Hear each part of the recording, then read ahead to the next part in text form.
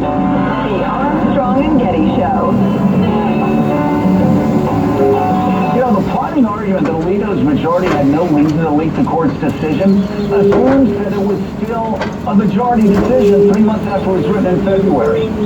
More likely, actually, that someone on the hard right was angered that the justice moved Roberts' way. It was a classic, we have the receipts moment. It makes far more sense that it was a fanatical law clerk who leaked the document to stop one of the conservative members of the court from moving away from Alito's position and closer to Roberts' more nuanced path to what is still a pretty destination.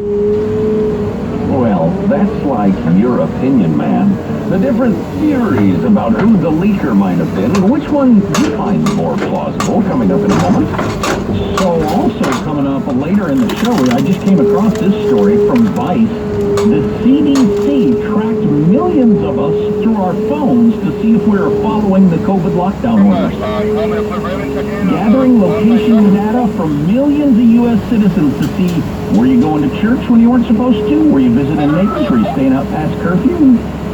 Holy crap, it's from a Freedom of Information Act release. Anyway, more on that coming up. Oh my gosh, I want to hear it. Can I just preemptively confess? I did whatever I wanted. I really thought about it. Yeah. Got together with friends regularly and trade the risk as a free individual. Yeah, but more on that. Wow, what a great topic. Can't wait. So, getting back to Joe Scarborough's attempt at saying it had to be a conservative activist clerk who leaked this decision.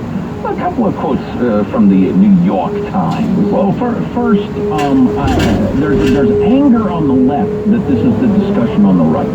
That the leak is the discussion as opposed to the policy. I don't know what to say about the policy. I've been reading legal experts for decades saying it was bad law. Not everybody agrees, but lots of people do. So I don't know what else to say. Okay, now you have enough justices agree that the Roe versus Wade was bad law, so they're going to overturn it. Is there more to say? No, actually, I think that's a really concise and well-said explanation. I do have, in case you're curious, because not everybody's a lawyer, a Supreme Court critic, a good, concise explanation of why Roe v. Wade is a bad rule, according to people who believe that. Just so you'll have that in your quiver, we can get to that a little bit later on. But back to the whole leak question, Jack. I want you to remember that statement you just made, because it really factors in the discussion that on the right, the question is the leak and who would betray the trust of the Supreme Court. Because as guys who operate mostly on the right, that is absolutely what the conversation is. Let's keep that in mind. The New York Times writes, sources have motives, and the leaked draft opinion overturning Roe v. Wade raises a question as old as the Roman Empire. Cui bono? Who benefits? Not to be confused with Sonny Bono, who bangs Cher. Sorry, Anyway, then the New York Times has to go into the Supreme Court's reputation was in decline even before this extraordinary breach, blah, blah, blah. Quote from Sonia Sotomayor. They bring up the Clarence Thomas's wife thing for some reason, and then they get into the substance of the leak and who might have made it. They do go to pains to point out, because it supports their argument, that this is a very preliminary draft. This is the first draft. And what happens is the Supreme Court justices send around that first draft, and everybody says, wait, whoa, too far, too much, I can't sign on to that. Here's what I'm going to say. And they go round and round and round and round. So somebody released a first draft knowing it was a first draft. Why might they have done that? So the point of view that the New York Times hammers and hardly even recognizes the other point of view's existence, which is a tell, is well explained by Richard Hazen, law professor at University of California, Irvine. Quote, I would be wary of jumping to a conclusion that the leaker is necessarily someone who opposes overturning Roe v. Wade. Another law professor at Pennsylvania said, in terms of who leaked and why, it seems much more likely to me that it comes from the right in response to an actual or threatened defection by one of the five who voted to overturn Roe. Leaking this early draft makes that more costly for a defector, because now people will think they changed their vote after the leak in response to public outrage.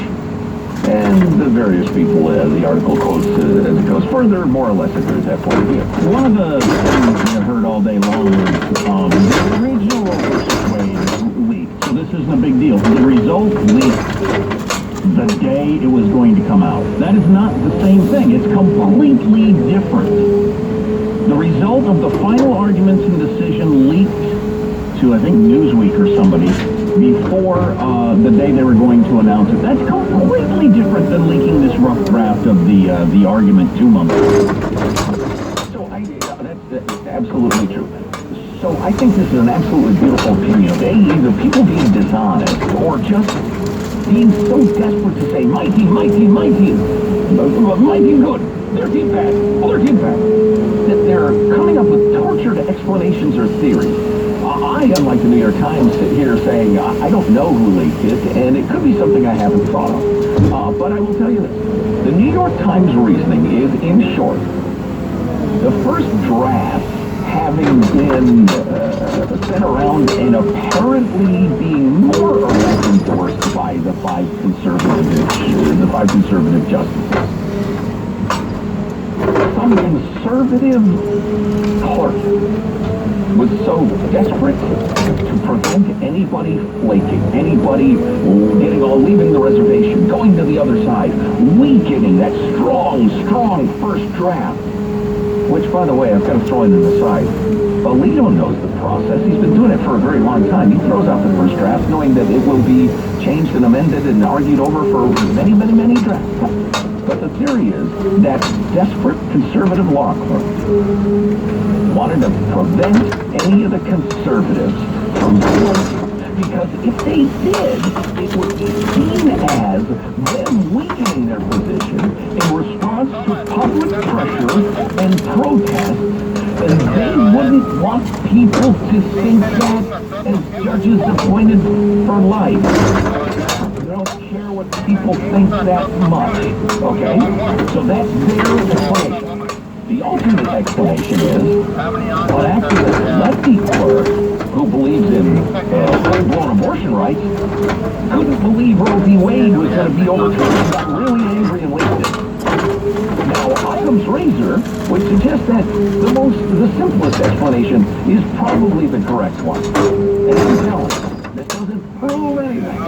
But you got that whole weird do-si-do on the one hand, and on the other hand, an angry activist wanted everybody to know so the Supreme Court is evil. I know which one I think is more sensible. Well, I mentioned yesterday, you weren't in the room, one of my favorite books I've ever read was The Brethren by Bob Woodward, and it's all about the Supreme Court. And he had somebody on the Supreme Court leaking to him. But anyway, it goes back to the 70s. It was actually, early 70s is actually when they were making the Roe versus Wade decision. But the thing you learn from reading that book is how they have just a fantastic system, because it usually is secret, where you can just really send out trial arguments in a safe space. I can't believe I used that term. Now I've gone, and said safe space in the same half hour. Those are two things I never do. In your defense, you're using the term in a non-ridiculous and mockable fashion. It's a space that is safe. Because most of us, especially now in modern America, you can't try out an argument on talk radio or in Twitter or at a backyard barbecue, or you're liable for whatever words you say for the rest of your life, even if you change your mind or whatever. But the Supreme Court justices have a chance to, I'm going to run this bus, write something and everything like that. They say, and you say, that's an interesting point. And you can do that over a period of months. And then finally hone, to wherever you end up on your final argument. But if we're going to start having leaks like this, they won't feel like they can do that. Right. And you can often come up with, there are not two sides to the decision, the decision and the dissent.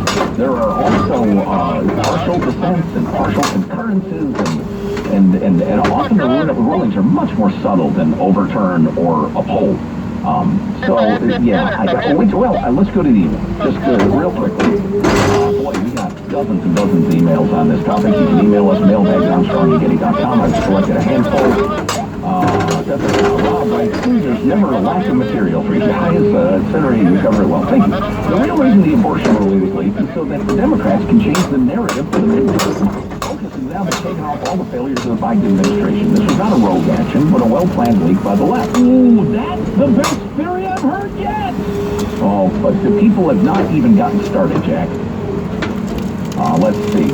All rights regarding the alleged leak are beyond doubt is carefully and strategically planned to turn the midterms upside down. The timing is politically precise. The Democrats had talking points prepared that they began spewing in minutes after the news break.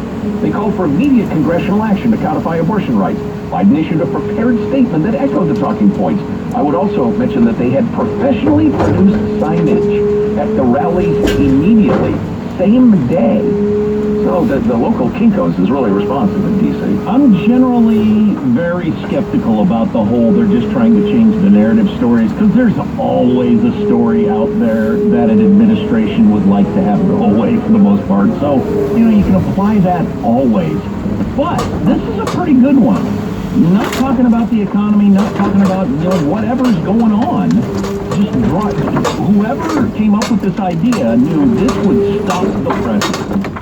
This would be the only story for a couple of days, maybe a couple of months. That's a good one. Yeah, and most of this reeks of Obama. He declared the Constitution outdated and needed to be changed to a living document, etc. Makes a couple of good points. I think I have a really good consensus. Yeah, Barry from Thailand writes, I have a very uneasy feeling that the abortion ruling will hurt the Republicans. It's really crucial that candidates hammer on the economy, kitchen table issues, and try to avoid this wedge issue. Jack, we've discussed the fact that abortion has been falling down the list of issues that people care about as they go to the polls for a long time.